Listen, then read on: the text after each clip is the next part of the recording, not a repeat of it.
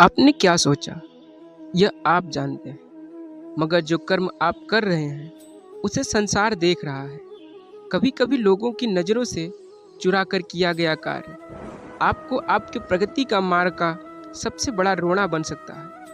आपको लगता है कि आपका कर्म बहुत अच्छा है, मगर आपको नहीं पता उस कर्म का परिणाम क्या होगा, क्योंकि कर्म हमारा कर्तव्य है और परिणाम ईश्वर का।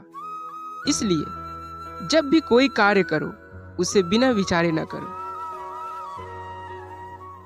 क्योंकि बिना विचारे करने वाले लोग ही बाद में पश्चाताप की अग्नि में जलते हैं। हमारे द्वारा किया गया कर्म किसी को अगर तकलीफ देता है तो यह बात गांठ बांध लीजिए कि वह कर्म आपको कभी शांति प्रदान नहीं कर सकता है।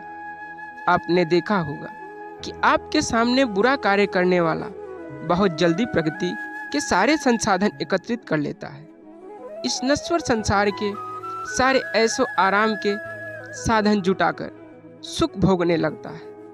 ऐसे देखकर आपके अंदर भी लालच जन्म लेती है।